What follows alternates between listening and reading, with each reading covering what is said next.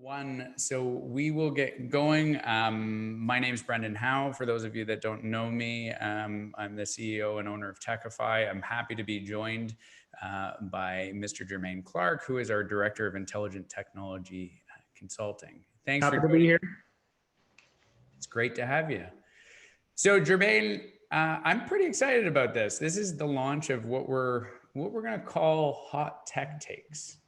So we're going to start a regular webinar series where we're going to go through some interesting technology stuff and help people keep up to date with what's going on with technology changes. It sort of builds on the business problem series that we've been running on our YouTube channel, which is now surpassed over 1 million views, which is very nice. Good.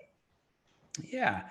So we're going to start doing these regular webinars for both our clients and friends in the business community, and we're going to launch a podcast too, and try out a few different ways to get people some interesting information about what's going on in the technology world and how they can deal with this new world where technology is even more important. So the plan for today, we're going to do you and I have about 30 minutes of content. And we figured we'd try our best to keep it to 30 minutes. That way, if people want to pop off after 30 minutes and kind of go about their day, great. We'll stay on if people have questions, want to have a bit of a discussion. We'll stay on as long as there are questions. There is a Q&A button which you can put your questions in. Use that Q&A panel, and Jermaine and I will do our best to answer it. As I mentioned off the top, there's a poll which 64% of you have now answered the poll. If you are in the 36% that haven't, please take a sec, just answer the poll. Just a couple basic questions that we were hoping to find out from you. Okay, so Jermaine, you ready to get rolling? Yeah, I'm ready. Let's go. All right, let's do it. So here's what we've been talking ever since COVID and the world kind of has been flipped upside down. Here's what we've been talking about with people. Kind of four key trends. Obviously, started at work from home. Now it's work from anywhere. People are at home, in the office, back and forth, hybrid staffs, that sort of thing. Yep. We're seeing, and that's sort of a basic trend, but it's changed around how people are looking at their technology. Trend number 2, better utilizing the technology that folks are already paying for. That's a big thing we're going to talk about today. Cybersecurity, there's a increased risk level, increased amount of cyber criminal activity that we're seeing. And there's a desire of folks to move from that reactive to proactive, right? Move away from IT being about fixing problems and firefighting band-aids and that sort of stuff. So we're seeing those 4 key trends.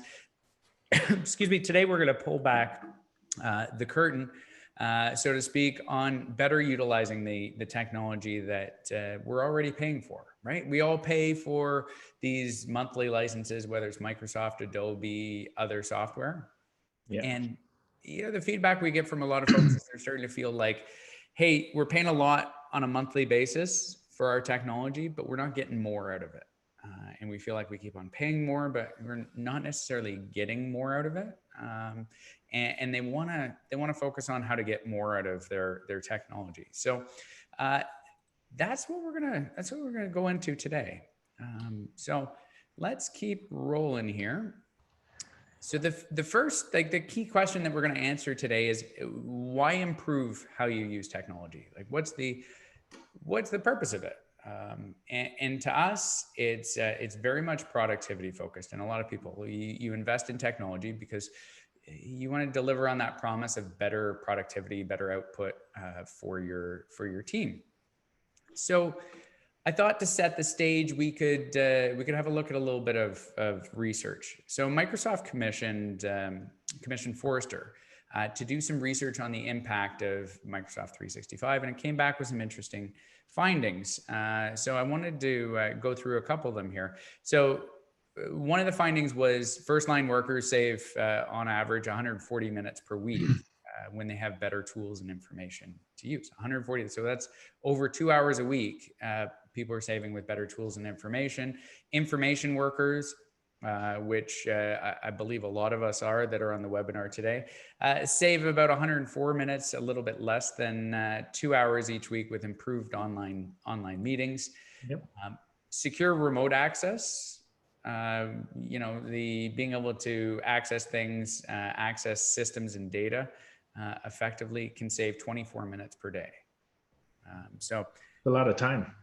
Yeah, it's a lot of time. Jermaine, does that, do you think that means VPN connections? You know what? If you're talking about the extra time you can spend trying to connect through your VPN with the work from anywhere, then sure. But if you're trying to save time, I don't think it really applies to VPN connections here. Yeah, we're seeing, I think this directly relates to if you're using a VPN connection to access your data and services and stuff like that, you're probably in that category, as Jermaine says, of spending 24 minutes more a day to get your work done than you really need to. And that kind of stuff can add up, right? The other part on the decision-making side, we're seeing decision makers can improve their time to decision by over 15% with better access to tools and information and that sort of thing. So what our focus is on today, Jermaine and I said we want to have kind of an overall focus here. It's really about how do you save that 4 hours per week per employee, or even if it's 2 hours a week per employee. Where do you get that from? And how do you use the Microsoft 365 suite to achieve those savings and get that, boost that productivity? So we're going to go through 4 ways today to do that. We're going to go through what's called My Analytics, workplace analytics, productivity score, and usage analysis. So all 4 of these things use Microsoft artificial intelligence, machine learning. They use the computing power that Microsoft has invested billions and billions of dollars in to feed us back some interesting information. And what we're going to talk about today isn't the basics, right? Jermaine, we spend some time with clients and with other folks talking through the basics about what they need to have in place from an infrastructure perspective and basic computing and stuff like that. That's kind of the 101 stuff. I think first floor, kind of ground floor stuff. I don't think we're on the second floor here either. Anybody who's worked with us for a little bit of time or so would have already heard or used at least a half of what we're going to talk about today from a Microsoft perspective, utilizing the same licensing they have. But I think we're in the 300 level here, where we're going to the next level for the fun stuff, right? You've got all the other stuff under control. We're kind of moving a little bit farther ahead. Absolutely. So we're into our 301 training, and that's why we called this advanced and advanced techniques and tactics that you can use. So here's where we're going to go into My Analytics and what's called workplace analytics. So here's My Analytics. Here's the dashboard. You can get to this. Anyone that has an Office 365 license, you can get to this. You may get the regular weekly emails with updates on analyzing your workday, your work week. Or you can also go into your Microsoft 365 account and go to show all your applications and click on My Analytics. And it's going to pull up this dashboard for you that we're showing here. And the interesting thing to me is that Microsoft is getting into that world of looking at both productivity and wellness, right? So it's not just we want to figure out ways to make people work harder and harder and harder. We also want to make sure that there's a wellness factor, and we're not burning people out. And the My Analytics stuff is an opportunity for you to help your team self-coach, give them the tools so they can coach themselves. And it's one of the ways that we think we can start to get some of those 4 hours a week back. So let's just look through. So this is the main page. Within the main page, there's a couple of key insights at the bottom. So this would be the bottom of the main page. This is from my page, by the way, and it gives me three comments, talks about meetings, talks about email. And then when I click, I'll just go back up there. When you click the view suggestions, which are the bottom of each of these boxes, it's going to give you recommendations on how to deal with these challenges. So it says I spent 3.5 hours in meetings with Bobby. And it says my meeting hours have increased. And then during working hours, I read email really fast. So apparently that's a bad thing. So let's look at what it says. Insights. It says, hey, maybe try and divide and conquer a little bit with meetings. Plan out your week. Make sure you've got some focus time. And then it talks about quiet hours and notifications. So some key recommendations. If I'm not super sure about how to deal with that stuff, I can go into a little bit more detail, and you'll see the panes on the left here that have focus, well-being, network, and collaboration. And each of them are going to go into a little bit more detail and give some recommendations on how you can work a little bit more. So obviously they're giving me recommendations saying, don't be so distracted by email. You can be more productive. Make sure you have some focus time. You're not just constantly in meetings. From a well-being perspective, apparently I only shut off for 1 day in the past month or so. So my family would probably attest to that. So that's good. It's a good suggestion. I should probably have some more quiet days. And then it talks about your network, and this is kind of neat. You can basically label who your key contacts are. Who are your most important contacts? So obviously Jermaine is one of my most important contacts, right? You didn't just label that for the webinar, did you? Maybe. No, of course not. So the idea here, when you label your most important contacts, of course, my wife Jessica is one of my most important contacts too, and then our bookkeeper Shannon, so to make sure that the bills get paid and stuff like that. So when you label people as your most important contacts, what it does is it will give you feedback and to-dos and important information and that sort of thing, so that it'll help you get the work done that you need to get done, right?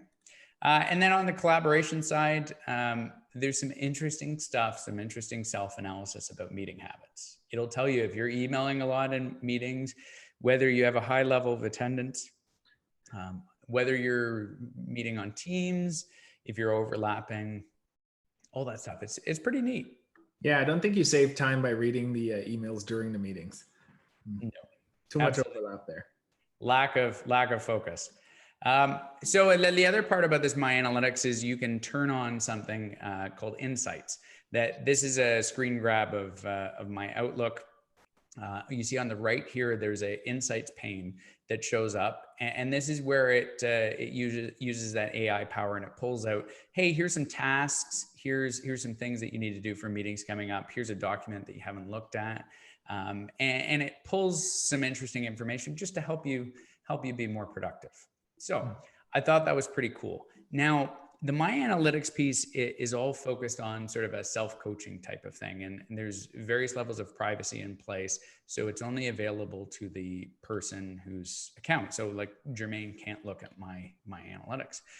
But there's something new that Microsoft's come out with called Workplace Analytics. Yeah. Now, this isn't actually included in your license, but it's a really powerful tool. And Microsoft's a little bit slow coming out with this for the SMB level because they've been working through some privacy concerns and that sort of thing. But this is kind of like My Analytics, but spread across your entire company. So you can get some key insights to how your team is working, how they're spending their time, how meetings are running, how effective people are. You can get some concrete suggestions back about areas where you can coach your team to be more effective. And who would this, Brendan, who would this really be for? I mean, it's not going to be for everyone in the organization, right? Yeah, like this is for your leadership team. This is the management level type of stuff, company leadership. So you're pulling the information to give you guidance so that you can work on development plans, so you can put it into your technology strategy, so you can figure out how do we develop and improve how people work and give them the tools that they need to succeed. Awesome. Wow. Yeah, I thought it was pretty neat. So if you're interested, Microsoft's got some good documentation on both individual and team adoption plans. If you're a client of ours already, we can help you roll this out and give you some suggestions on how to roll it out to your team. So we're going to take, just before I pass it over to Jermaine to talk about productivity score, we're going to move on to poll number 2. So right. poll number 2, we would like to get a little bit of feedback from everybody on what kind of applications you're using on a daily basis. So take a sec for us. Go fill out that poll. If you go back to the polling pane and start filling out, I see a bunch of people are filling out that poll right now. And what I'm going to do is pass it over to Jermaine to talk a little bit about productivity score. Awesome. Thank you, Brendan. Great job there. It's always good to hear it from somebody else when we go through these webinars or otherwise, because talking about it myself, I mean, who really likes listening to themselves? But for the productivity score portion, and the reason we did it in this sequence was that now you understand what the analytics side would look like at a high level. Well, what do you do with it now that you have it? If you're going to be looking at all of that, the analytics for your staff and team, and productivity score from Microsoft now is what we want to talk about from how we're going to help organizations transform how the work gets done. And those insights on when your quiet time is and when you should turn off your email or how quickly you're answering emails and the like will really impact and address how your productivity stems throughout a day. So as an example, what we would want to do is tackle it from these 3 kind of areas around communication, content collaboration, and mobility. Because again, if we're going to tie this back to a work from anywhere scenario, and we're going to work through that from how productive is my team? How many people have asked that question throughout the pandemic is, well, how do I judge from what's happening with my workforce and how productive they're being on a daily basis? There's nobody there to see that in person. So being able to track that, Microsoft measures how people collaborate on the content, how they use the 365 products to communicate, and then they also look at how they use it cross-platform. So how many devices are you using? How often are you sending or reading emails, like we saw over there? And then how much of that documentation that's prepared is actually being worked on in a collaborative way? So 2 or 3 people working through that, right? As an example, we had a story from this morning, when we were putting together our own presentation. Do you want to share that, Brendan? Sure. So I just point out one more thing. If you look at this list, there's also a peer benchmark. So there's you can look at your productivity score and see how you compare against your peers. Jermaine and I, when we were preparing for this, it was interesting. This morning we were working on the presentation for today. And it just turned out that we were both, I'd shared it with him yesterday just as a link, and we were both working on the presentation at the same time. He sent me a Teams message. I just put in a new slide, and he sent me just a quick chat message on Teams and said, hey, slide number 20 is kind of trash. You should replace that. It's fuzzy. And I said, oh yeah, okay, sure. And then I just went and grabbed another one, added it in. And the process of him and I working on the presentation at the same time was completely different from, the sort of past would be one person works on a presentation, attaches it, emails it, maybe they email back, they give some feedback, and the process and the amount of time it takes to work on something collaboratively versus if 2 people can work on a presentation at the same time. Like even right now, I could be playing this presentation and Jermaine could be making changes to it live, kind of a few slides down, and it would just automatically happen. And it's a huge boost to productivity. Like that example this morning saved us, like it was like a 2-minute thing, saved us tons of time. Yeah, we did that right away. And that's a great example of when we talk about how you're going to increase and save time and increase productivity, you're actually coming up against the benchmark. So if the benchmark in your organization, whether it's the number of licenses that you have and users, that benchmark is a representation of where you're utilizing the products effectively, but you're not quite where you want to be at your most productive. And if we take a look at that, as we move along, we're going to go through communication. And if we take a look at that with communication, the primary insight that we're looking at here is, well, how frequently do people in your organization use email, chat, and post things in a community forum when they communicate? And because when they use a lot of real-time communication tools, they're able to choose whichever mode of communication is best suited to that person. So if we were to look at the base of this slide here that we have up, you can see that 16% of the people use an @ mention in their email.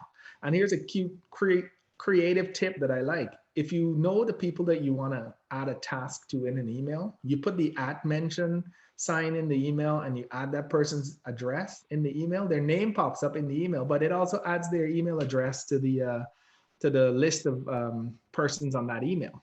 So you don't even need to type their email address in when you're adding them or adding a task to a person within an email, which again saves you a couple of clicks. But as you accumulate that over time, it really turns out to save you.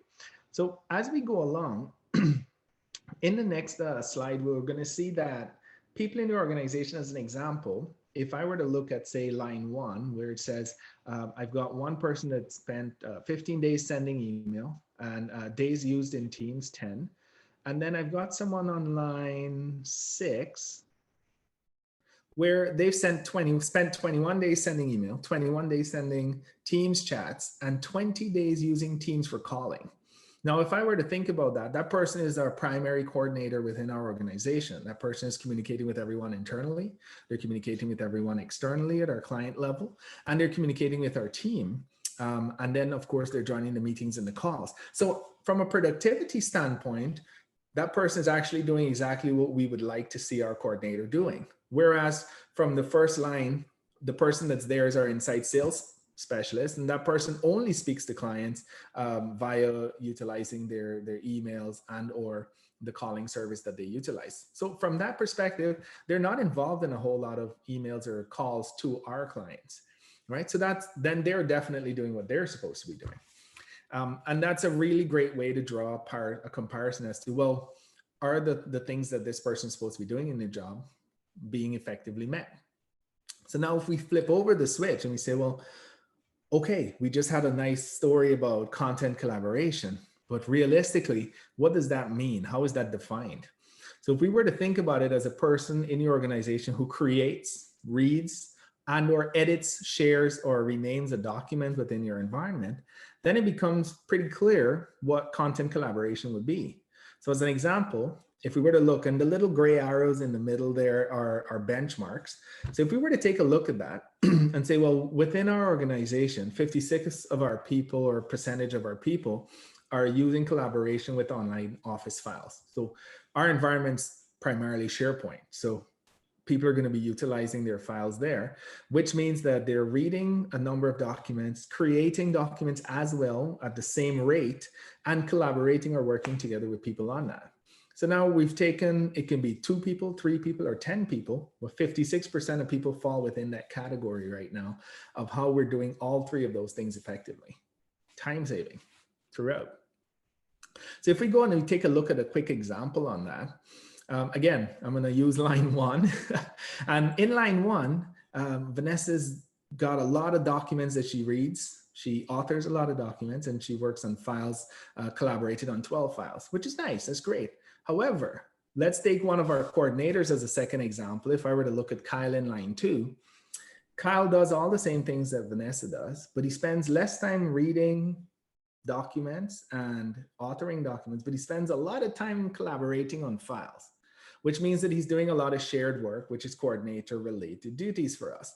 And in that respect, now we've got an awesome review showing that, hey, well, Kyle's doing this work. And then if I were to skip down again to line 6 at Rubina, then I can see that Rubina, who has been here at Techify longer than Kyle, has done 23 days in reading, 21 days as an author, 90 files she's collaborated on within the last month. And then she shared internally an additional 13 days sharing files. So that's a lot of productivity for a coordinator. That means she's definitely touching pretty much everybody within the organization. So if we move along now, how does all of this, so yeah, I can see my teams being productive. I can see over here that everybody's collaborating, but what are they collaborating on and where are they working from, right? Everybody went from working in a similar space to working in a familiar space, not necessarily anywhere close to each other. And that mobility now is important because we need to track well, how many devices does a person have? You've got your work laptop, maybe a work desktop, maybe a tablet, maybe a smartphone for work and home. And then of course, maybe as well, you've got a smartwatch because, you know, for those Fitbits out there. And then based on that, if we've got about 49% of our people using these Microsoft products on one or more platform, then the primary insight that we're looking at here is, well, the number of people who access files, use email across their desktop, laptop, tablet, smartwatch or phone, and then which ones are they utilizing in that platform the best, right? Because now if you're looking for a seamless experience across your devices, then you can see it's more or less very evenly split. Multiple platforms versus desktop only, multiple platforms versus with Teams versus email versus 365 files. So it's very good to see that now you've gone from utilizing things at a singular phase on a desktop to every device that's considered as smart. And I just before we move on to usage analytics, Jermaine, I just add, you know, there's a direct correlation, not surprisingly, that you see with the number of emails somebody is sending, the number of Teams posts, chat messages, files shared, that sort of stuff to their productivity. You obviously have to measure it against their role and what they do. Mm-hmm. But if you want to get a good sense of who's more productive in the organization, that data can be really useful. Yeah. And it's a great segue. Thank you for that, Brendan. Because if we think about the productivity side, well, how do we know what's most effective for everybody to work on, right? Somebody might like making more phone calls than they do sending emails or doing web chats, right? So with the usage analytics now, what that's looking at is where in your organization, the largest usage of each type of Microsoft 365 forum or platform is being utilized. And it offers up a summary of all the adoption trends. So if people are adopting Outlook, their web browser, Teams chat, SharePoint, then they're utilizing it at a faster and quicker pace because they're leveraging all over the platform as opposed to a singular place.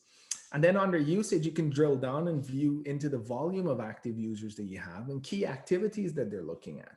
So now, whether they're making phone calls or sending a lot of emails or otherwise, you actually have a clear picture of where most of the time spent within the organization is going, right? Now, if they're making phone calls, of course, and they're on the phone for a long time, I mean, they could be calling their mom, but again, they're still doing something productive there because they're on the phones. And if we were to go on to the next one on the analysis portion, you can look at it by groups. Even if you were to address it through Teams or otherwise, like you can have a separate report for service under email, 365 groups, OneDrive, SharePoint, previously Skype, now Teams, and even Yammer. And when looking at it from a communications perspective, you can see at a glance that whether people are in the organization prefer to stay in touch using Teams, email, or otherwise, you can see a clear correlation between 2019 November to 2020 October, where we were doing probably a call participation around 97. And now we're doing on an average between May to October, 2,500, right? We've multiplied that easily by 10. And it goes the same for our channel chat messaging, our activity counts and participation in meetings as well, right? We're 330 activity count in meetings that we participate in. With a total of 18 persons across our organization. That's crazy. That's a lot of meetings, Jermaine. Yeah, it's too many meetings. I mean, not so, to know that we're in a meeting. Where I would just inject based on the feedback we've got from the polling, there's one thing to have a feeling, and we've got feedback from the folks that are on the webinar. About 50% feel that they're only about 50% useful, or they're only utilizing about 50% of the cloud technology available to them, right? And about 43% of folks on this webinar are saying they think their average staff member loses about 2 hours a week. All right. On their utilization of technology. So we're going based on feeling, but you look at the data that Jermaine's showing us here, and that can give us really hard data, right? Yeah, so if you flip to the next slide, this one again, it's the same scenario. If you take a look here, you could see hard data. In September 2020, our average email sent as an organization was 166, right? And outside of that, if we were to look at our mailbox count versus the amount of storage data that we've used, and the emails that we've read, like, wow, we've read 1,143 of our clients' emails, not counting the ones that we send internally. I mean, it must be less than that for sure. But again, cat videos are always and never accepted at work. But with that in place, again, it's nice to see that if you think right now, I would challenge you to go back when you get off of the webinar and you go and you look at this stuff in your own time. I would challenge you to take a look at, if you feel that you're losing about 2 hours a week, I can almost guarantee it's double that. And hopefully it's less than that. Yeah, that's great because you're already well into the platforms. But if you go back and you look at the hard data and you can really see how much is there, then you can save the 2 hours that you already think is missing and then some. So with that, communications at a glance here, what we can do from here is just kind of take a wrap up and say, well, what do we do going forward? And we could take a look at a couple of takeaways. Yeah. So what I'd say here is we've shown you a lot of data. So some people like having this data and this information and sort of noodling it around. Some people prefer to have somebody else like Jermaine. A lot of our clients will use Jermaine as a resource to give them that feedback of, hey, what should we be doing next, right? Our polling question on applications, we have 90% of people using Outlook, 70% of people using Teams, 100% of people using Excel, Word, PowerPoint, which isn't that surprising. But as you go further and further and deeper into the Office 365 or the Microsoft 365 world, there's only 40% of people are using OneDrive or SharePoint. 15%, only 15% of the people on the call are using My Analytics. So there's a huge opportunity. Only 5% of people are using Power BI, which is where this data here is coming from. And we have about 10% of people using Forms, 5% of people using Planner. So there's a lot of opportunity out there to drive better productivity in your organization. So as we wrap this up, the 3 key takeaways that we're going to suggest to you. Number 1, educate your staff about My Analytics. Use it as a coaching ability. Roll it out with your team. Have them look at it once a week, once a month, whatever you prefer. Number 2, understand how your team is using or not using Microsoft 365. So the feedback from the poll was great, but there's so much data there, and it's really easy to pull it out either through Power BI or through just your online portal there. And then number 3 is put together a plan. Should be in your technology strategy, should be in that 12-month roadmap. What are we going to do to boost that productivity score?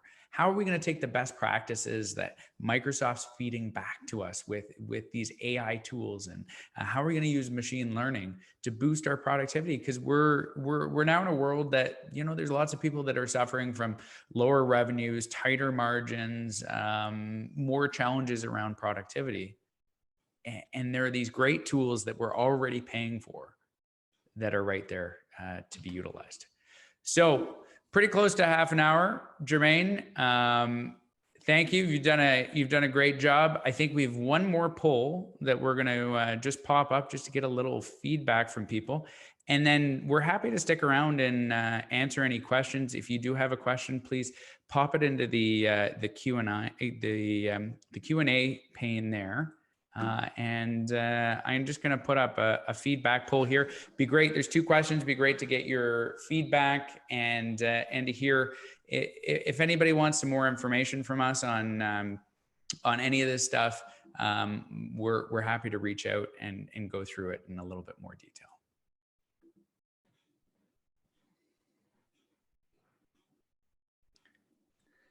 Great. So I think one of the questions that came up while you were talking, Jermaine, was just a question about non-Microsoft products, whether I did a quick answer online, but just to be clear on it, what the data is pulling at least for right now, it's pulling Microsoft focused documents. So if you're using Adobe Photoshop or AutoCAD or other, creative suite type of stuff, it's not, this data is not going to be pulling that in place. Well, I do want to set a little bit of information on that stage as well, Brendan. One of the key things is where are you utilizing the piece of software, right? And that's important because gone is the age of the desktop install, where you only have that piece of software on your desktop. So if you are using SharePoint and you are accessing a PDF reader, whether it's Adobe Acrobat or Nitro PDF or one of those, the data is still pulled because it's sitting in SharePoint, right? You're accessing a PDF. Whether the PDF is accessible via Microsoft PDF or otherwise doesn't actually matter for this particular case. So it's one of the things that will actually help with the feedback, right? But again, it just depends on where is your data sitting and how are you accessing it? Because a PDF is a PDF. The format that you use to read it or the program is still only reading a PDF. Yeah, that makes sense. Another question here, Jermaine, was we got a question about what's the big deal between sharing documents as attachments or sending links? Why is that? Ooh. Oh, that's a great one. I love it. I love it. I really love having my data explode on a weekly basis because people keep sending me back the same file that I sent to them with one minor change in it. And again, data in the new space, if you're in the cloud, you're paying for that cloud space, you're paying for the data. So you don't want to be exploding the size of your data in the cloud because then sooner or later, you're going to have to pay for the extra for that you're going over that. So the difference between attaching that and sending a link, and I like this example, it's exciting because I like this example a lot. It's like, imagine you had a soda can. You gave it to someone and then they looked at it, made a change and gave you 2 soda cans, right? Sooner or later, you're going to run out of space to house all your soda cans. However, if you share a link, you're sharing the same file, but you're sharing access to the file and then you can edit the file. So nobody's actually ever picking up the file, making a change and then re-uploading the file. They're only making a change as you go. So the summary of your changes or the incremental changes that you make on that file is represented as the one and same file. So gone are the days of searching for, hey, which version are you working on? Are we on revision 18 or 25? Because now you're not sharing the actual file, you're sharing the link to edit the same file. I was at a CEO group, a tech group, a few weeks ago, and there's this guy there that his company had just moved to Microsoft 365, and he's like, hey guys, I don't know if you know this, but there's a way that you can have 2 people working on the same Excel document at the same time. And he's like, this is so cool.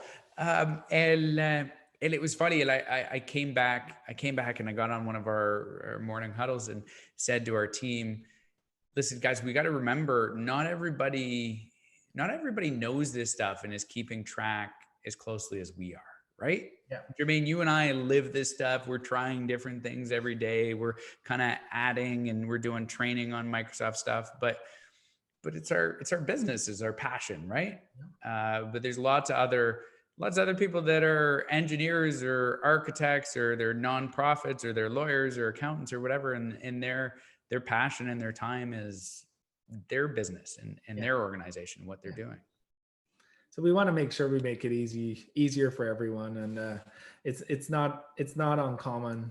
It's not uncommon for people to be completely out in the wilds on what we're talking about, because again, we do it every day. It's important to what we do, and we need to filter that down as best as we can to make sure that the most important thing for the people that we speak to is what's most important for your organization, and here's how it meshes or intertwines with what we're talking about. So yeah, we've got to remember that. Yeah. And just one more question, and then unless anybody has something else burning, we'll pop off. So one of this is an interesting question, and one of the things that I was expecting us to get here is, okay, so you get all this data, you have all this data, how do you action it? Like, how do you use this data to actually do better, right? Because like we're getting into the world of big data, big amounts of data, analysis, reports all over the place. So Jermaine, how would you counsel a client on, so you get this information, you go through the analysis that you just showed us around productivity score and usage and stuff like that. Mm-hmm. Where do you go from there once you have that data? Okay. So actually, I don't know if this will be a surprise to anyone, but we actually don't start with the data. We have it, we know what it is. And the conversation will actually start with the organization and what the goals are, one or two high impact goals that our clients looking to solve or to reach, right? So as an example, we have one client that's got 8 locations. They've got a server at every location. The capital expenditure on that is overwhelming. They don't want to be, somebody somewhere thought that doing them all at once was a great idea. So now they all expire at the same time. And based on that, they're like, well, I don't want to spend $300,000 on new servers and implementation and all of this. And I said, well, okay, what is the issue that you're trying to solve? Well, I'd like everybody to have security. I'd like everybody to have access to all of the sites because they're independent companies in each site. And based on that, we'd like everybody at our executive level to have oversight on every site, every organization location that we have. And I said, oh, okay. So what you're saying is if you had a document repository with permissions highlighted in there that could only allow people with the right permissions to access those different locations and the information related to it, but the people in those locations can then only see their own information, that would be useful to you. And then you wouldn't need to buy a server, because then you wouldn't need to physically separate the data. You can logically separate it in the cloud space. And they said, yes. I said, okay, SharePoint. So and then what do you do? So you implement SharePoint. How do you make sure that people are using it properly? Oh, that's a great one. So we do training, we do revisits, and all of our clients have a direct line to us, depending on where they are based on those analytics. So now here's where the data from Power BI on how the usage statistics are being provided to us and to the client is that depending on how people are utilizing the files, what they're co-authoring, what they're changing, the number of tickets and issues that come in as to, I lost a file, I deleted a file, I can't find the file, I thought I was working on the right version, but this one's incorrect, and so forth. All the tickets that we see from that, then we just put together a small webinar, and we do a one-on-one training with the group through Techify, and then we reset everybody onto the right path. And we do that as much as 2 or 3 times a year. Yeah, and the other thing I'd add to that I've been doing with a lot of folks is when you identify these needs. So if somebody doesn't know how to collaborate on files, like do that, 2 people working on the same Excel file or 2 people working on the same PowerPoint presentation, like Jermaine and I were doing this morning. There's some stuff that we've done in our business problem series that's on our YouTube channel. There's also a great library of these like 5 or 10 minute videos that Microsoft has on office.com. That's really like easily digestible stuff that you can just kind of fire off stuff to your team, or, everybody's familiar with Google. You can just Google it really quickly and you get a bunch of stuff that comes up. But if you can give that feedback to your team, if you can say, okay, based on the analysis, you're not using this tool as well as you could be, here's some training. It's going to take you 10, 15 minutes, maybe 5 minutes, and you'll figure out, and then apply this training and use this. And you're going to find you're going to save a bunch of time in your day. Like, who wouldn't want to do that? Right. So Jermaine, it looks like we kind of hit a little bit of an interesting chord here. We've got some great feedback. Over 80% of folks have labeled this either an 8 or higher. We got a whole bunch of 9 out of 10s and 10 out of 10s. And it looks like you and I are going to have a bit of work to do, because 60% of the people, almost 60% of the people, want to hear some more from us. Okay. In the follow up to this webinar. So we will be reaching out, and we'll book some time with everybody that's asked for some more information. That's great. It only means that the other 40% has already been talking to us this week. So that's awesome. Thank you very much for the great feedback, everyone. All right, awesome. Jermaine, unless you have anything else, thank you very much, everybody, for joining today. It's been fun. We're doing these every month. We'll have another one 3 weeks tomorrow. We'll have another one in November. So if you are on our mailing list, you will get a email invite, and our next webinar is going to be about security, and particularly about how to secure yourself if, so Jermaine, take a 50-person company. They've gone from maybe a 1 location 50-person company to a 50 location 50-person company because everybody's working all over the place, right? Yeah. Yeah. So how do you do, that's our next challenge is tackling the topic of how do you do security in a COVID environment or a post-COVID environment as we continue to move along into this kind of new normal. It's going to be a hot topic. I look forward to it. Thanks Absolutely. again. Thank you everybody for joining today. Bye. Thanks, Jermaine.